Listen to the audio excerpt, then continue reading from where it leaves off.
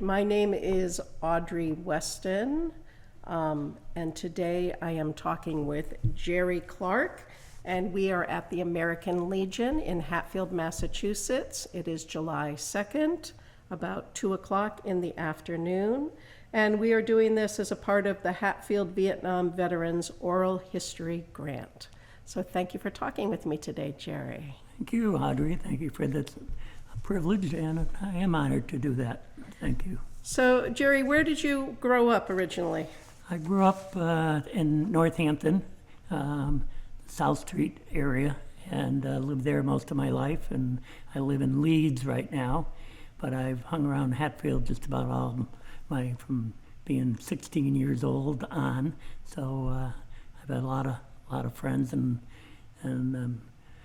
also lucky to be the veterans agent for the town of Hatfield. So wow. I never thought I'd be an employee at the town, that's for sure. But it's a very rewarding job. So great. That's my connection with Hatfield.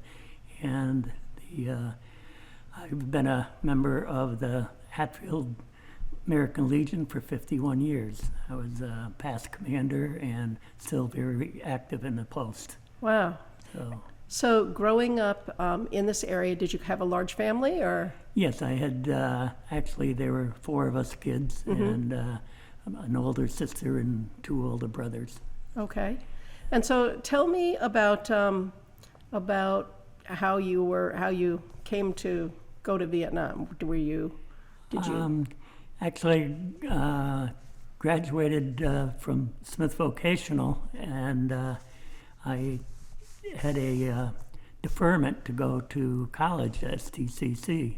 So I figured I'm pretty lucky, and that was my plan.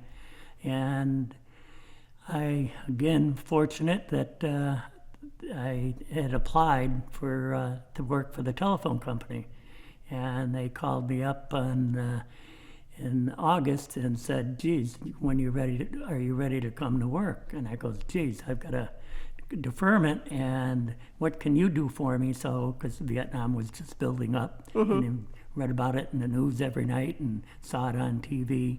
So they said, "Well, we really can't do anything for you as far as the deferment, but why don't you come to work for us, and if you want to go to college come September, you go ahead and do it that way." And I said, "Gee, that sounds fair enough." So I went to work for the phone company, and September rolled around, and the young kid was starting to get money in his pocket. And I said, they'll never know. They'll never figure it out. So I continued to work and didn't go to college.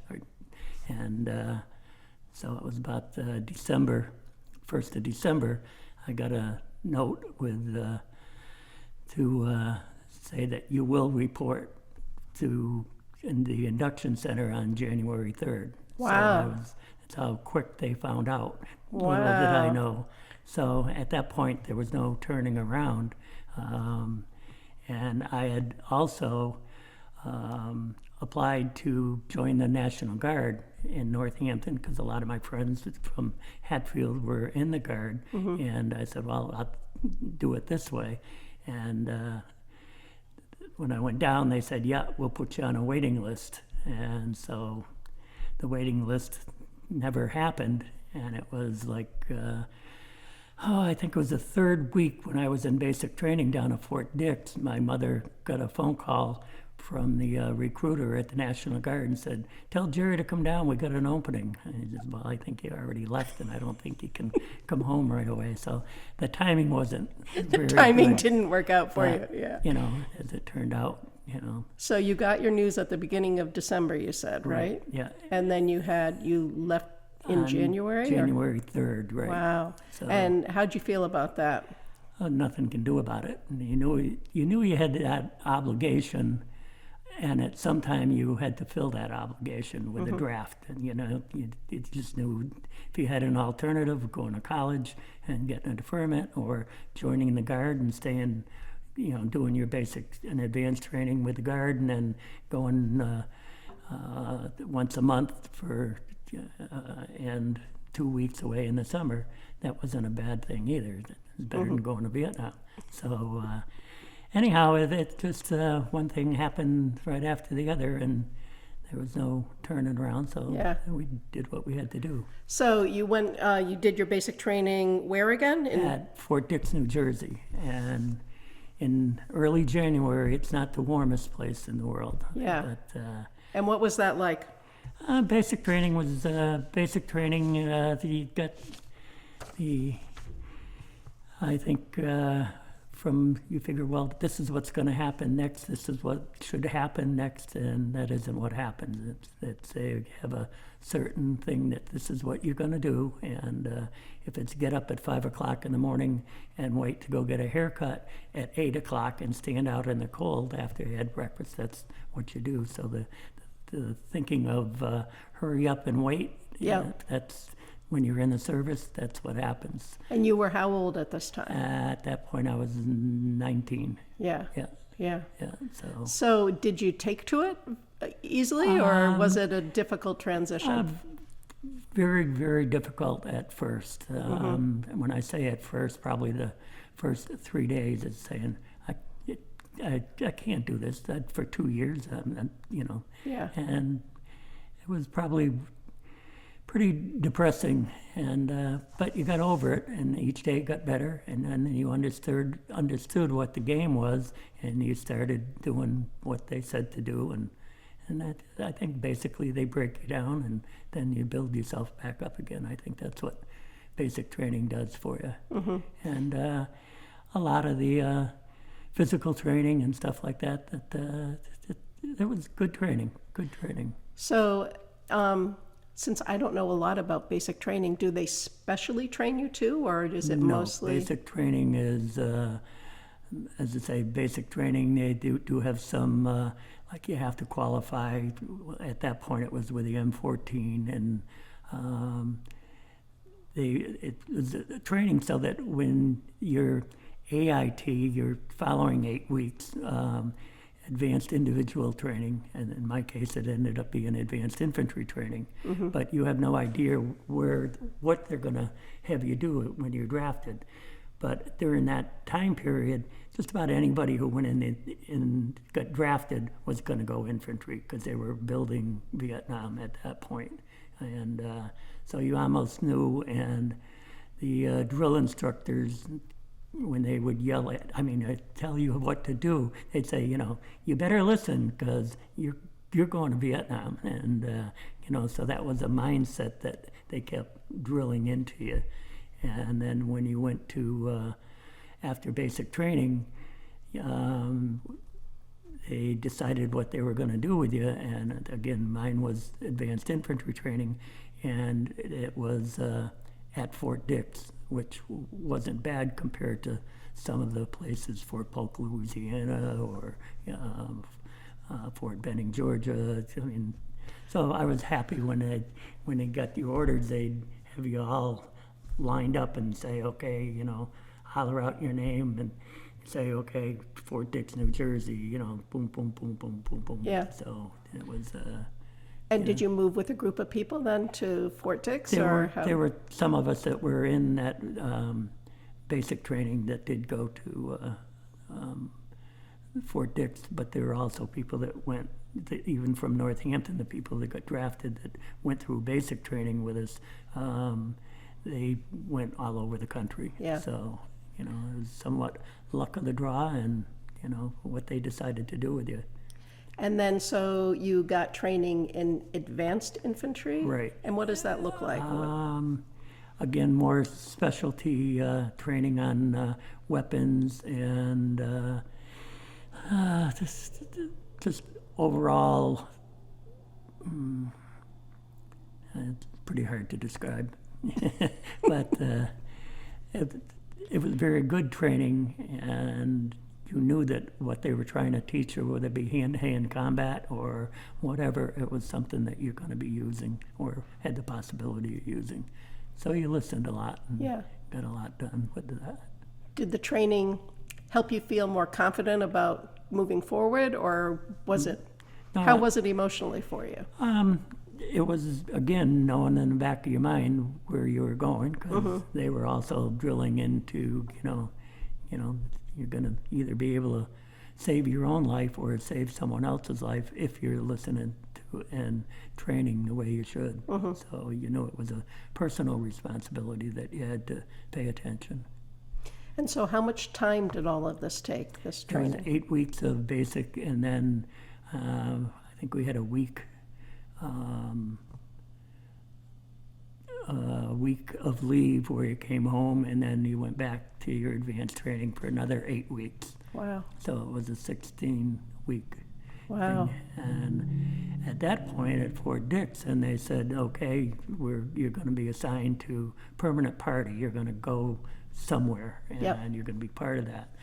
A good majority of our group went to Fort Riley, Kansas.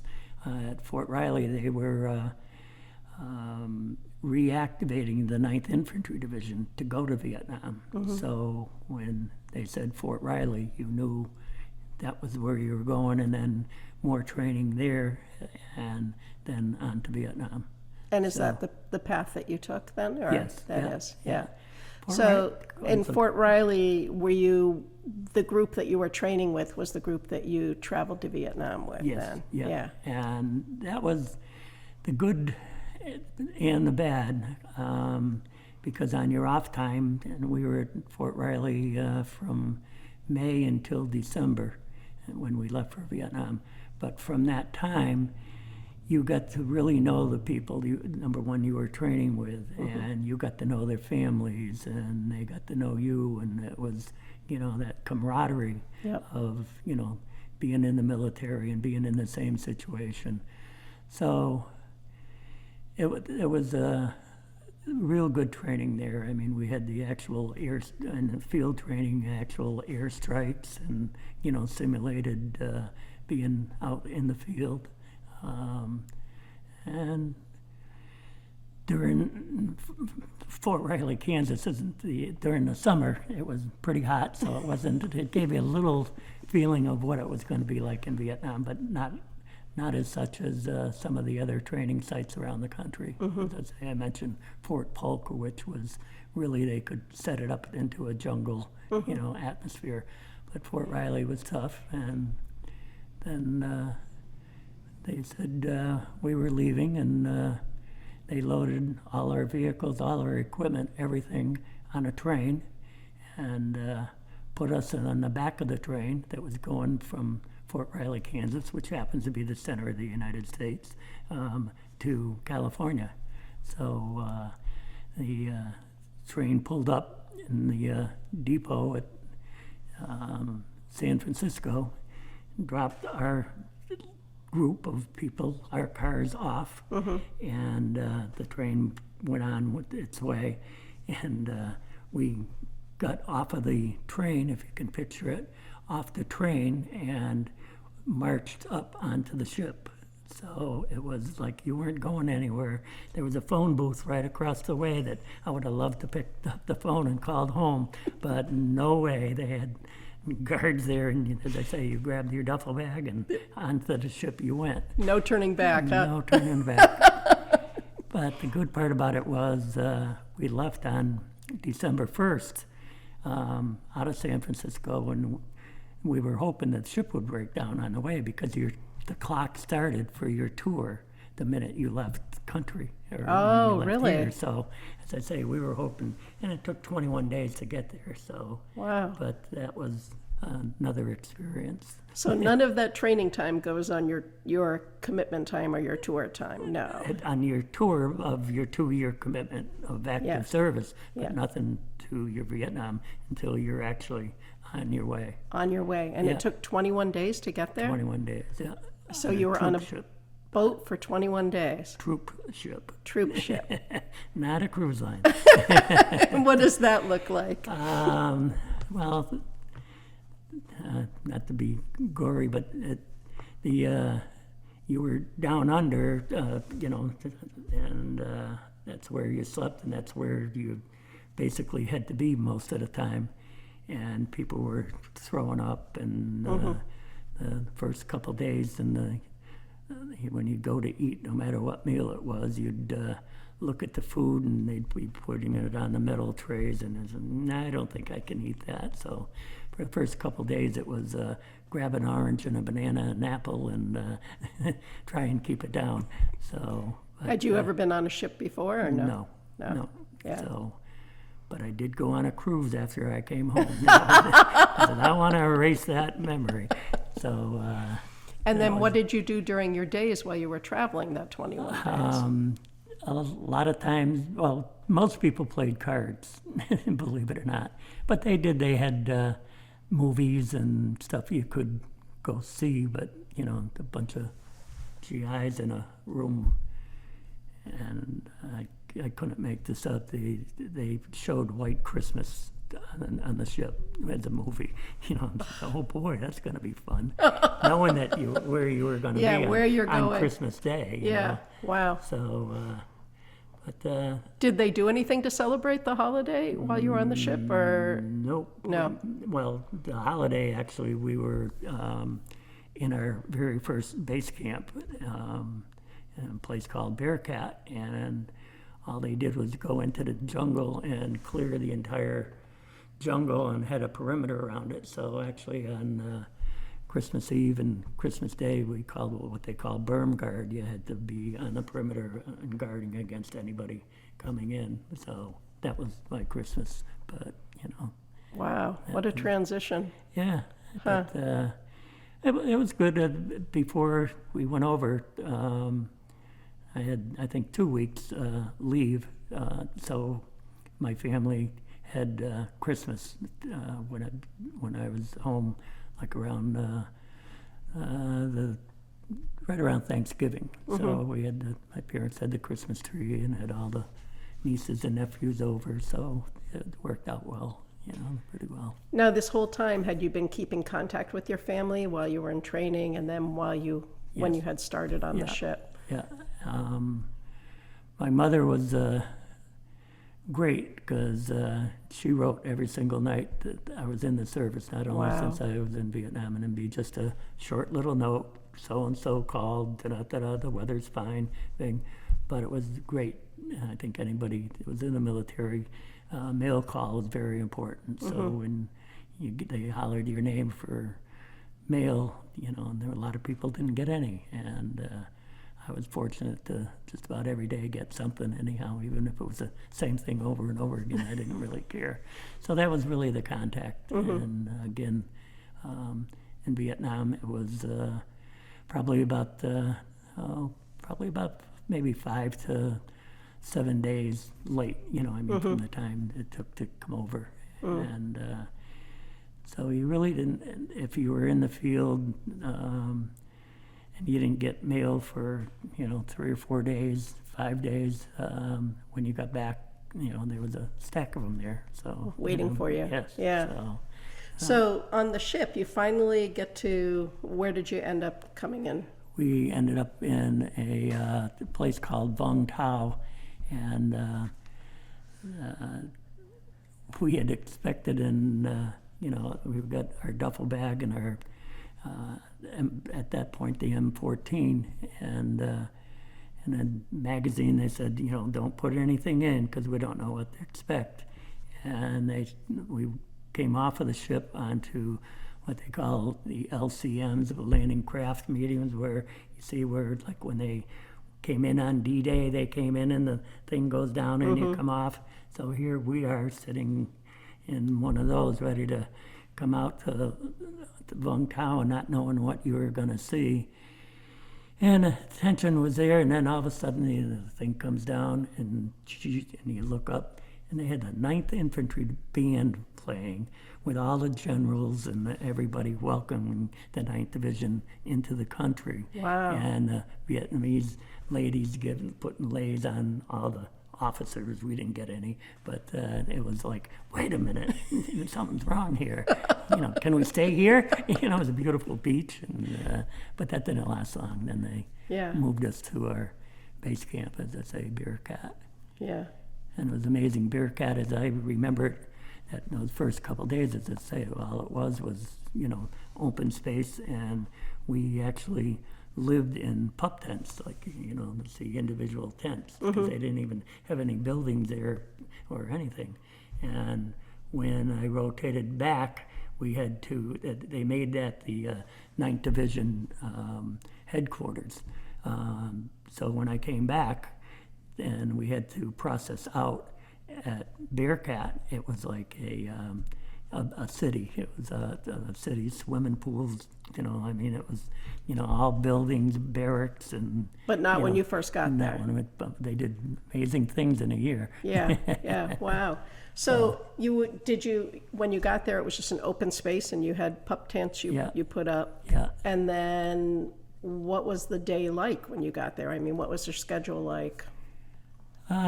We weren't there very long, but they wanted to move us down into the Mekong Delta because they didn't have American forces down there at that point. We're talking 1967, and so that was our goal. And what they did in the Mekong Delta was they took each battalion within the division and they said, okay, put you into a area and say this is going to be your area of operations. And so we went to a place called Tantru, and that was our area of operations.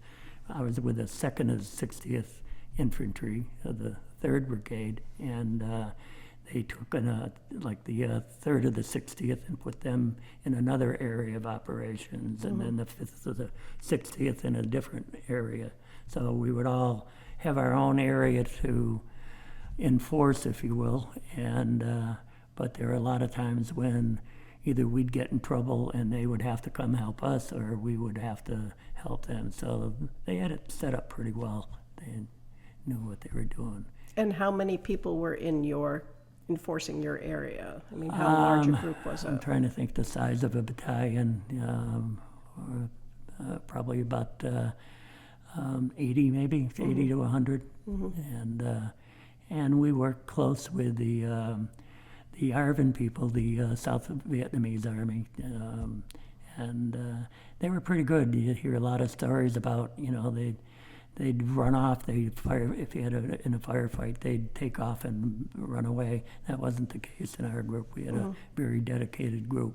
So, but, And how were you traveling from point to point? Were you walking or were you... what they call boots on the ground.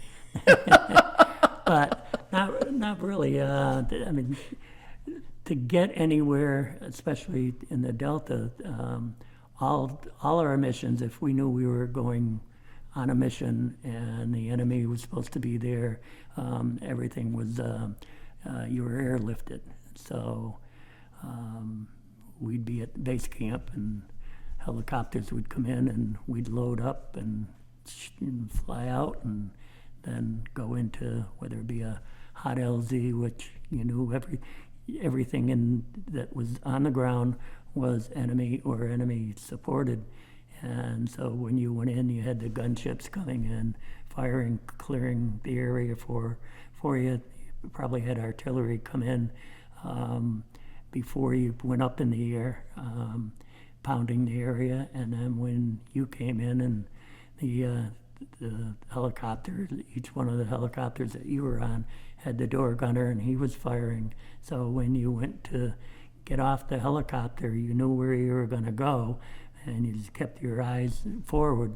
But as you hit the ground and started going and looking for the first rice dike to jump behind, and when you were still firing, so every time your left foot hit the ground, you would fire around towards where the enemy was firing at you. So you would, Wow. So that is very chaotic, but that was the way that, we moved the rest of the time was, on the ground. And again, being in the Mekong Delta was a little tough because it's very seasonal, and when you had the monsoons, it was, when you weren't walking through that rice paddy anymore. You were, into, you're ankle deep in mud and whatever. So what was it like when you were in Vietnam first? I mean, was it hard to acclimate to the climate there and the conditions? Or I think like anything, any condition, you make the best of it and figure out a way to make it easier. And so, no, I don't mind heat at all, by the way. This doesn't really bother me. But, Was it the same for others that you were with, or was it a Yes. variety of responses? no, I think just about, Everyone was ready? yeah, Yeah. I would say so. Yeah, you adapted pretty well. Sounds like you didn't have much choice No, but to adapt. No, and it's part of the training. You know? Yeah. You were trained to do that, and the main thing what you wanted to do was to number one, protect yourself, but that camaraderie. It sounds corny, but was protect your buddy, because Yeah. you knew your buddy was protecting you, and I said it was pretty hard because you knew everybody. So when there was a casualty, somebody got killed, you knew that person, but you knew their family, and you knew how heartbroken they were going to be. And it was really hard, where you hear a lot of people say that I don't want to know you. You know, you just do your job, I'll do mine. But that was because they didn't want to get to know you and have that hurt and that strong feeling of loss when something happened. Because, you know, so that was but you also knew that the guy on your right and left, or better yet on your back, was going to be there to protect you. You knew you knew the deadbeats who you couldn't count on, but you also knew who you could. So it was, I think I had a different experience than a lot of people, but it was a good one. So, It sounds very intense when you were out there. Yeah. Yeah. so Did you form long-lasting relationships then with these people that you were with? yeah, pretty much.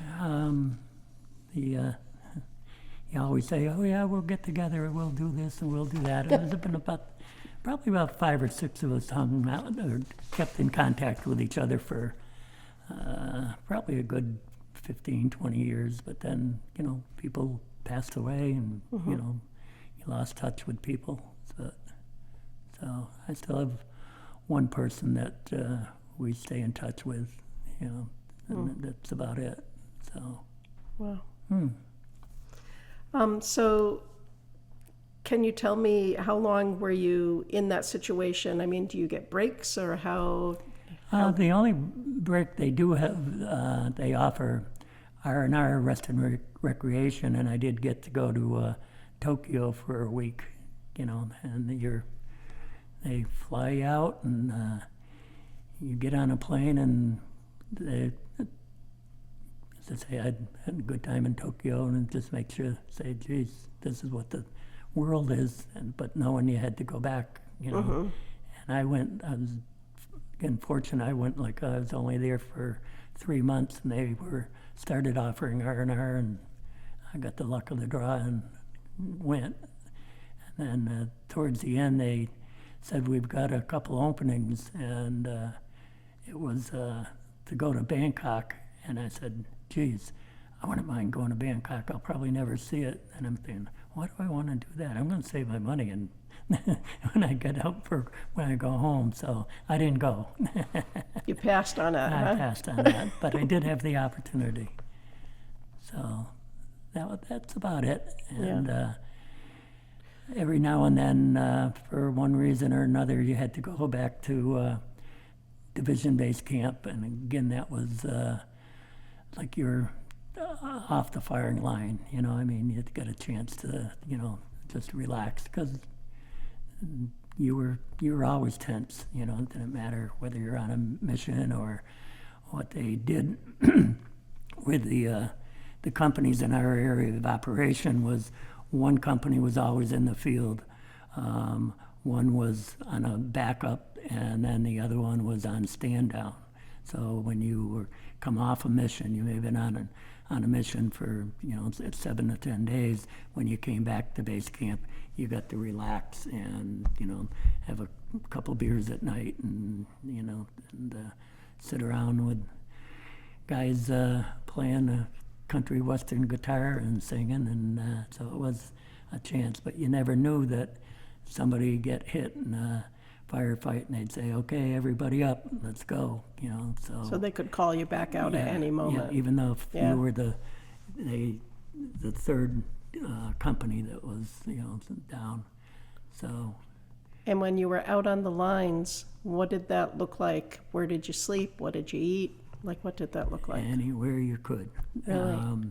A lot of times, again, being in the Delta, you had the rice paddies, and during the dry season, you'd dig your foxhole, and it'd come out in clumps because it was all dried up. So you could take that clump and put it on the dike, and then build your own perimeter, for your foxhole. Well, until you started to hit water, and then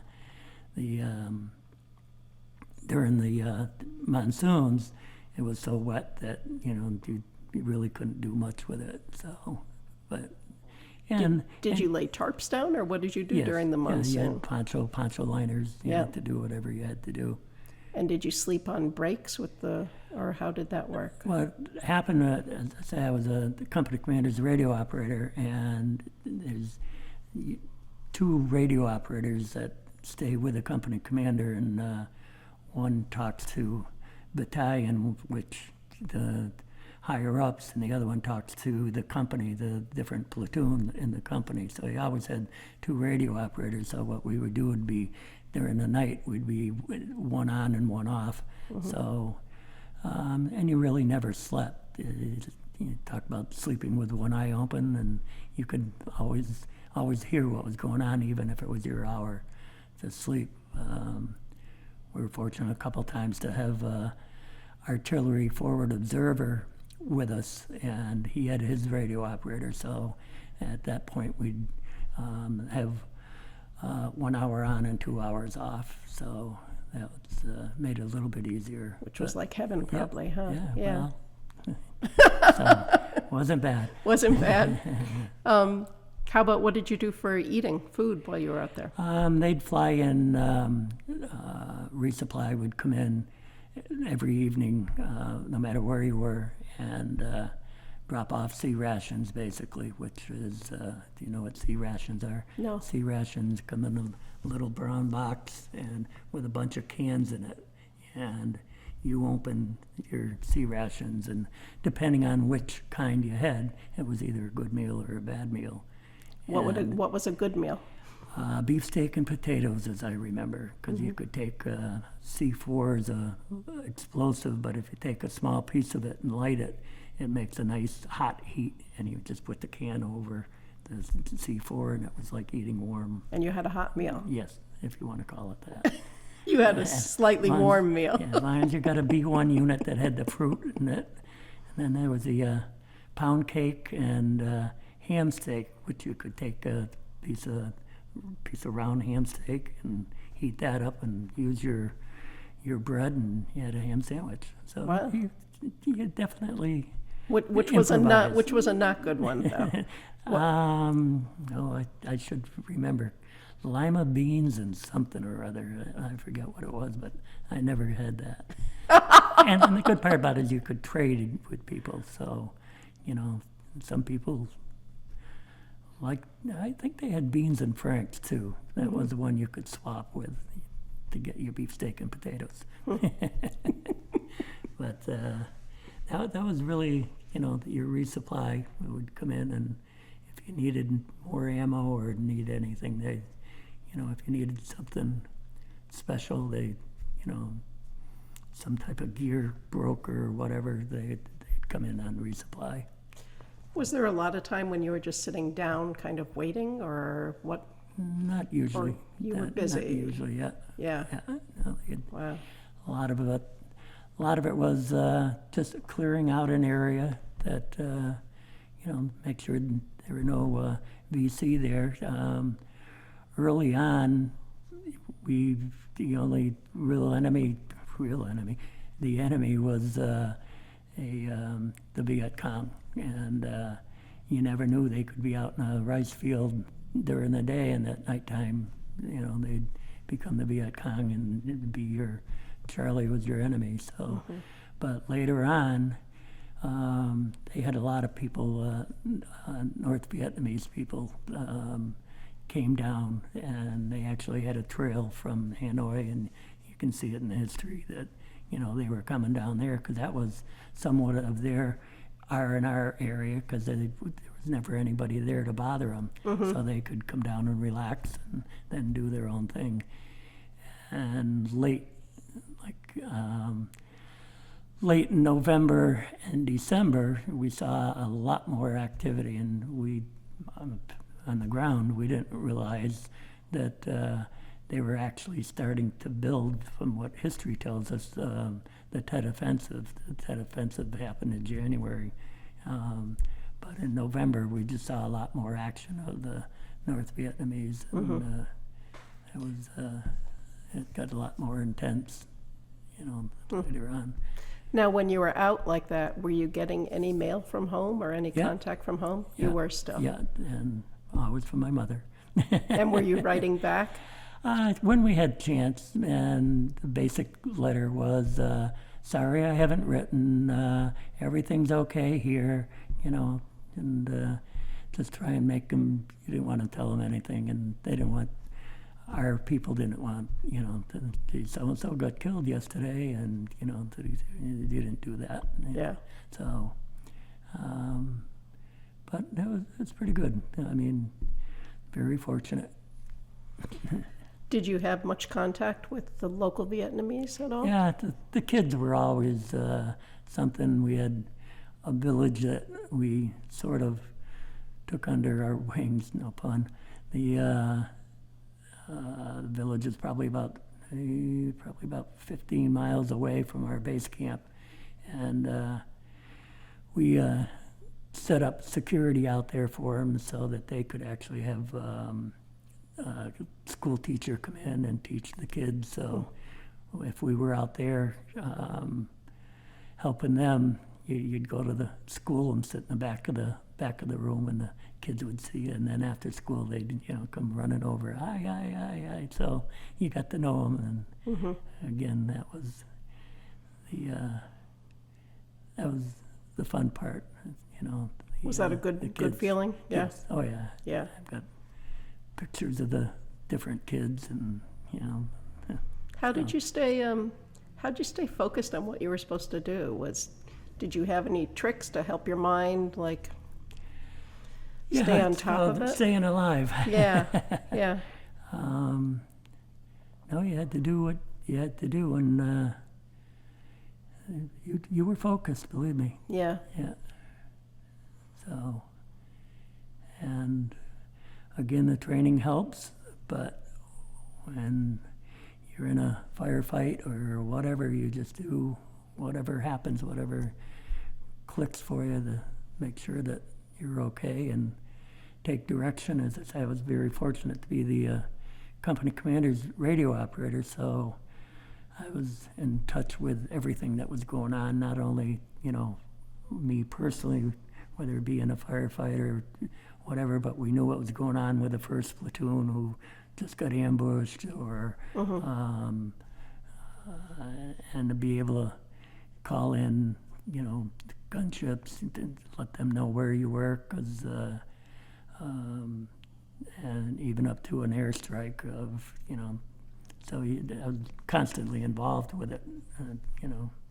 Now, so. did you were the radio operator, did that come later after you had been there a while, or was that a job that you took on right away? Actually, I was a backup back at Fort Riley, and John Scoggins, who was the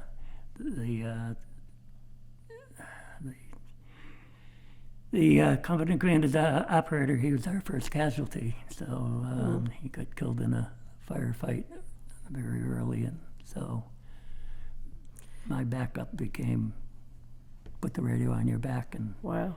you're out there. So, but the other guy was Charlie Ford, and he was a great guy, and so the two of us, and Captain Monahan, who was our company commander, if you can picture the radio operator, he's the guy you see with the antenna up in the air, walking around with they call it a prick 25 on your back. carrying that. And so Charlie would definitely know who they want to knock out. And first of all, the two guys knock out communications, and the leadership knowing that the guy in the middle must be the guy giving the orders. So you were a pretty good target. So one point I wore, and again being in the Mekong Delta, you really stand out. Captain Monahan, the great person that he was, told Charlie and I, he said, "I don't even want to see you guys. You stay as far away from me as you can. You go that way and you go that way. And when we get hit, you better find me, because if you don't find me, I'm finding you."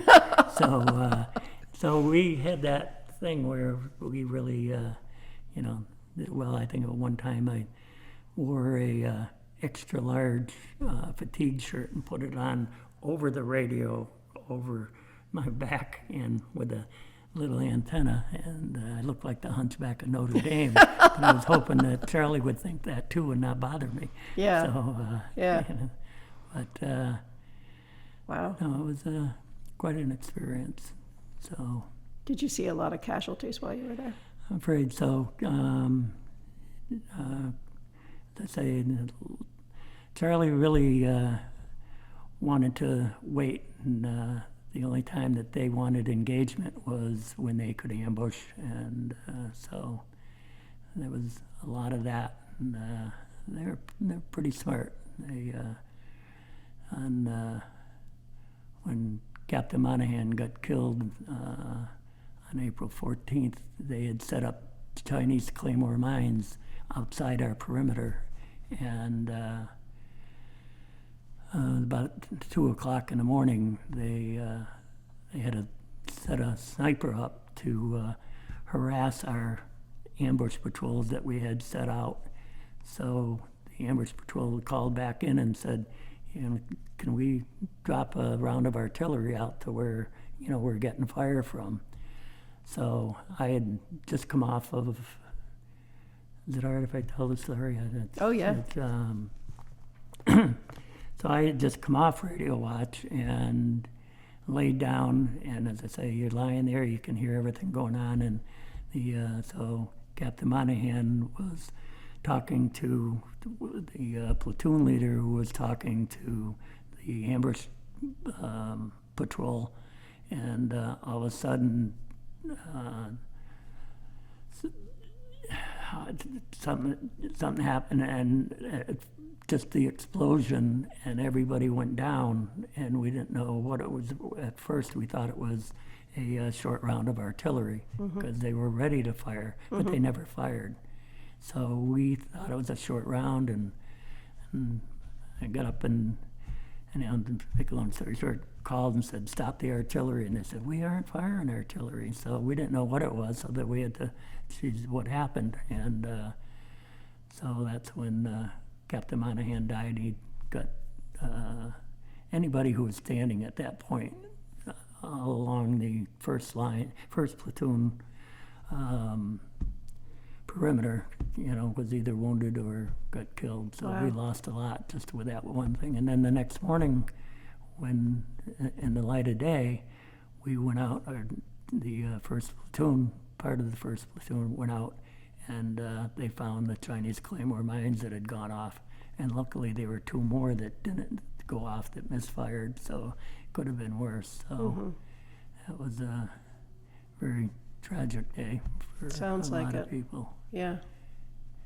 And if you don't mind, I'd talk about the Combat Infantryman's Badge. I'd love to Is hear that a about that. time? Yeah. Please tell me Yeah. about it.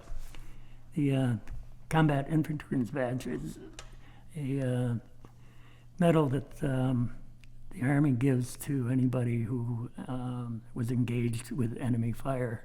And it's very special, and I carry this picture, especially on, I'm walking away, wandering from the mic, sorry, that I carry with me, especially on Memorial Day and Veterans Day. And the picture was taken on March 29th, 1967, and it was Captain Monahan pinning it on my chest back in base camp. And he said to me, he says, I want you to wear this proudly because you've earned it. But I also want you to wear it proudly for those who earned it but will never be able to wear it. Wow. And that was March 29th, and he got killed 2 weeks later, April 14th.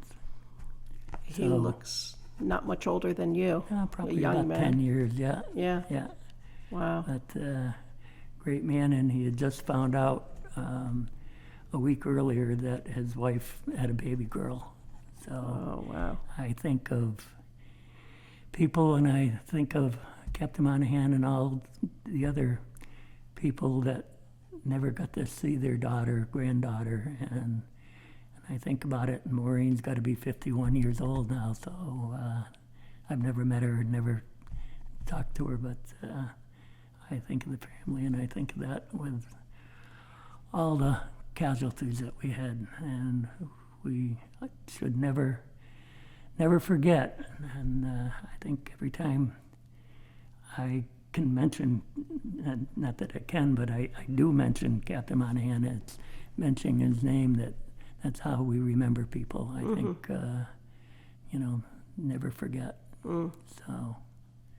So did you make contact at all with his wife, or no? No. You didn't? No. Yeah. I didn't dare.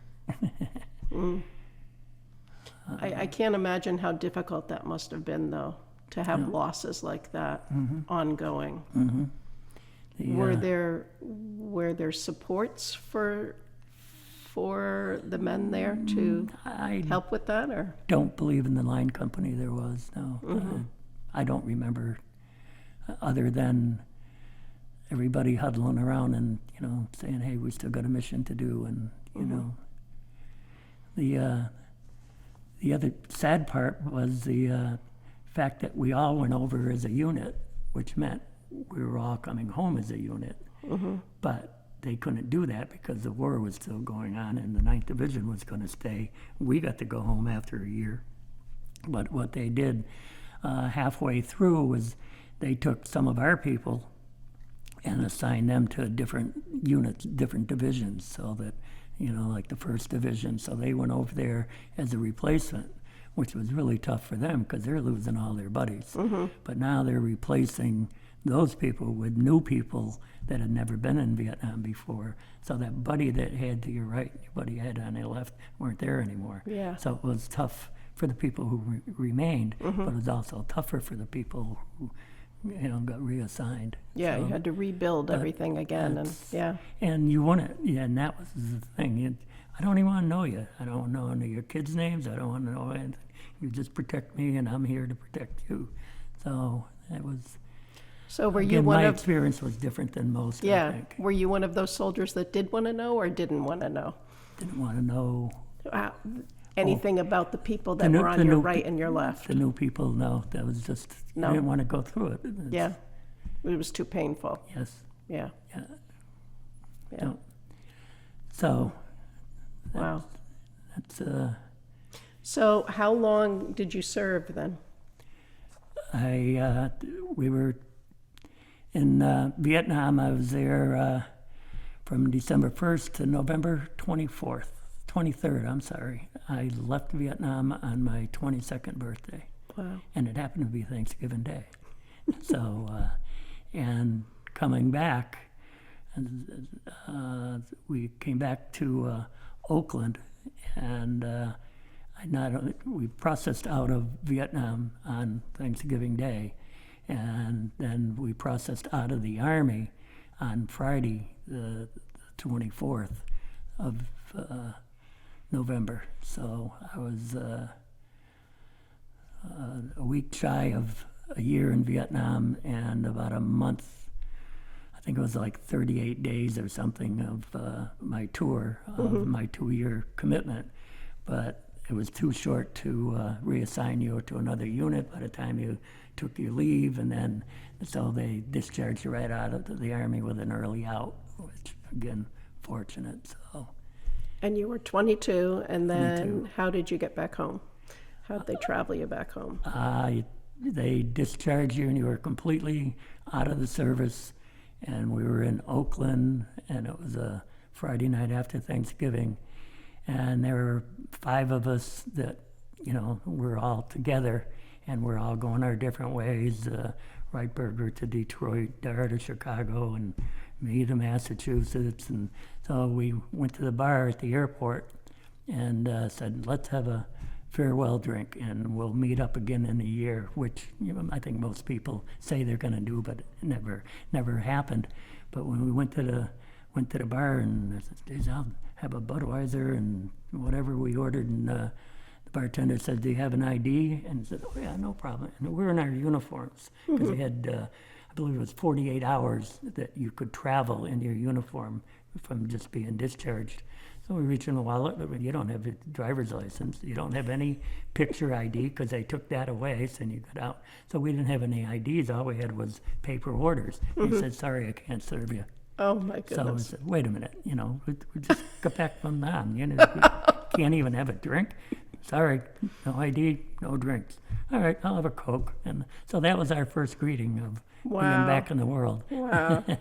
But we didn't care. We were home, and then we all took our separate ways. And I think I flew from Oakland to JFK and then to Bradley, and I was supposed to be in Bradley like 11 o'clock in the morning, and I'd let my parents know that I'd be there, and so what the flight number and everything, but somehow the flight got screwed up in JFK, so I ended up taking another plane about 45 minutes later, but I wasn't on the flight that I was supposed to be on, so they were waiting for me, and old Gerry comes off the plane.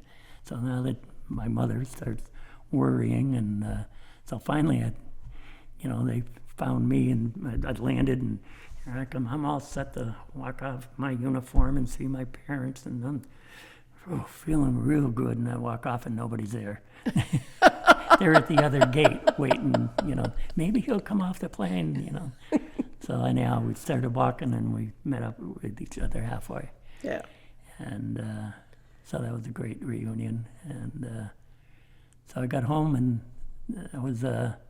got home around noontime, and sitting around the kitchen table, and a couple buddies, came in, and I said, "Oh man, I got so much to tell you. I really got to, tell you about my friend this, that." And he goes, "Yeah, okay, but we'll pick you up at 7 o'clock tonight. We're going to a party." And I goes, "Oh, you don't want to hear anything?" And it wasn't like I said, "Oh wow, that's great." And he just blanked everything out, and couldn't wait till 7 o'clock to come around, and it was like I never left. Really? I mean, everybody, "Hey, look at you, where you been?" Yeah, well, you didn't want to hear it, and then after a while, you just said, I don't even care, And Really? So you just put it off and said, "Oh well, carry on," and called the phone company. I said, "I'm back." I had worked on Masonic Street in Northampton, and that was my headquarters, and I thought that's where I'd be reporting back. And the department I was in, you could go anywhere in New England. So I said, "I'm back." And he said, "Well, you can come back and start in," I think it was the second week in January. "Take some time off, come back second week in January." I said, "Oh, okay, Northampton, right?" And he goes, "Oh, no, you're going to be stationed in Burlington, Vermont." So I said, "Wait a minute." So, and one of the things when I came home, and agreed with my parents that I was going to buy a brand new car, and I had saved my money, and so first thing I got home when chance I had ordered a 1968 GTO, brand new, and I picked that car up on the Monday morning that I was supposed to be in Burlington, Vermont for noontime, and got in the car and asked the guy at the dealership, I said, "How should I break this car in?" He goes, "Well, break it in like you're going to drive it." I did. Up 91, and 91 only went as far as Springfield, Vermont at the time. So then all through the roads, but I had my GTO, and I was happy. Did you end up relocating then up to Burlington, or? No, it was a temporary assignment. You could be there for 2 weeks, and they could send you somewhere else. But that was there in 1968. I think we were there for about 3 months. So. And did you ever share any of your stories, your war stories, with family or friends, or? No. Just no reason to. Really? Yeah, And that felt okay, or? yeah. And I think most people, did the same thing. They took their uniform off, and nobody wanted to know about it, and you didn't care, So, no, not even my mother or father. Just they were just so happy to have me home. Yeah. And so was I. Yeah, I bet. So, one of the first things I did, though, and I went to the American Legion in Northampton, and at that point their office was in Memorial Hall, and I went in to see the guy, and I said, geez, I would like to join the American Legion. And he said, you're a little young for that, aren't you? I said, no, I just came back from Vietnam. I said, and I'd like to join the Legion. And it was an old World War II vet, bless him. And he said, kid, you don't know what war's like. And his exact words. And I looked at him, I goes, maybe I don't, and maybe I don't want to join your American Legion. So I walked out the door, and as I said, I had a lot of friends that were in the National Guard, and they belonged to the Legion here in Hatfield. So, needless to say, knock on the door, Hatfield American Legion. I'd like to join your Legion. Come on, Clarky, be part of us. So, A different response, huh? Yes, Yeah. Fascinating. I think a lot of stuff, and people had a lot worse experience than I did, but you just weren't welcome. That wasn't fair. We did what we had to do, and I think we did a hell of a job as service members, and we should have been treated the same, but we weren't. But most of us, I would think that they said, oh, well, that's what it is, and we're never going to let that happen again, though. Yeah. So I think we've shown that with the welcoming of our veterans from Afghanistan and Iraq, that we're not going to let that happen to them. Yeah. And we were there as Vietnam veterans, welcoming them home and giving them the respect that they should have. Yeah.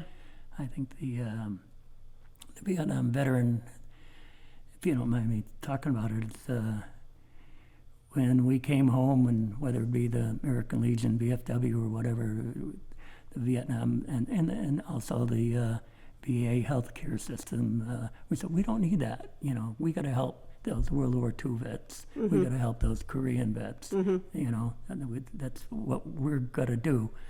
And of course, the World War II vets are almost gone now. The Korean vets are diminishing. So then it's shifted that now you got these young kids coming home from Iraq and Afghanistan. We got to take care of the kids. We got to make sure that doesn't happen to us again. But we don't need anything. We're fine. We've always been fine. The Vietnam vets, you mean? The Vietnam vet. Yeah. And I think it's a mindset of most of us. And so we took care of the young kids. But guess what? It's our turn now. Yeah. Do you feel like you had any health issues from Vietnam? Yes, I just had heart surgery, open heart surgery, and attributed to Agent Orange. Really? Yeah. So, Wow. And a lot of people that said, "Oh well, I'm sick. I've got Parkinson's, or I got whatever." Oh no, that's just from being old. Well, it really isn't. A lot of that stuff. And so I encourage, especially the Vietnam vets, enroll in the VA healthcare. Even if you want your own community doctors, keep them, but just enroll, and because there's going to be a time, and I'd say most Vietnam veterans are 70 years old and older. Yeah. So, and we can feel fortunate that we have the Iraq and Afghanistan vets really got our back. I mean, they are taking care of us now, and it's time to say, hey, we should be taken care of because we did our job. Yes. And it should be treated that way. That's my story. So do you, it's an amazing story. And so I know you're very involved in the Legion now. You said a number of legions, right? Or Legion, VFW, yeah. And the Elks do a lot for veterans. So, and for the last going on 3 years now, I've been the veterans agent in town, which again I know most of the people in town, and been able to help a lot of veterans. So there's a lot of people that can use some assistance, and whether it be somebody looking for their DD 214 discharge paper or whatever. I don't know where it is. Well, let me see if I can help you and get through some of the VA red tape. So, I'm very fortunate to have that. Is there anything else job. we should talk about? I know we didn't talk about your dog tags, but Yeah, the dog tags were talked about being drafted and going down to Fort Dix, and of course they just rush you in and they're run you through. But long story short, my blood type on my dog tags is A positive. All my military records are A positive. When it came back, this happened to be Burlington, Vermont, the guy said, "Hey, you want to give blood this afternoon?" I goes, "Yeah, sure." And he said, "Well, we get out at 3 o'clock instead of 5, and then we go have a couple beers." I said, "Yeah, I'm all in." So I go give blood, and the woman says, "Do you know what your blood type is?" I says, "Yeah, A positive." She goes, "Oh, let me prick your finger, and I guess it tests your RH factor." And she goes, "You're not A positive, you're negative." And I go, "Really?" And says, "Oh, yeah, we'll find out what you are." So they found out that I'm O negative, which is a universal donor, but you only can receive O negative. If they give you something else, do you in. So all the time that I was in Vietnam, carrying my dog tags, and I was A positive, so I'm glad I didn't need blood. wow, So wow, that's amazing. tell everybody, make sure that get your blood type. There was someone watching over you, huh? Yes. For sure. And also on the dog tags is the what they call a P38. You know what that is? I do not know what that is. Remember I told you about the little brown box with the cans in it? Yep. Well, somehow you got to open the cans. And that's the method They to do call it, huh? a P38. You just put it on there and go doo doo doo doo around the top. So Wow. And you always carry that with your dog tags, because if you want to eat, you better have your P38. So Wow. that's the story in the dog tags. Well, thank you so much, Gerry. Yeah, It's well, been fascinating, and I so appreciate your service and your Thank you. time. Yeah, Thank you. it's an amazing story, and learning about some of the other amazing people that served with you. Yeah, it's And I'm good group of people from Hatfield, and I would say that most of them probably haven't told the story before, except maybe one or two of us that had talked about Paul Yagodzinski. I'm sure was one of them. While I was over there, he was writing, knowing he was going to be going over. He says, "Clark, you saved me a foxhole over there." I said, "Paul, there ain't a foxhole big enough for you over here." So we've been kidding each other our whole time. But he's a Marine and I'm an Army guy, so we can talk about it. there. You go. All right. Well, thank you very much. you. All righty, it was a pleasure. Yep. Thank you. I hope I didn't babble. You didn't at all.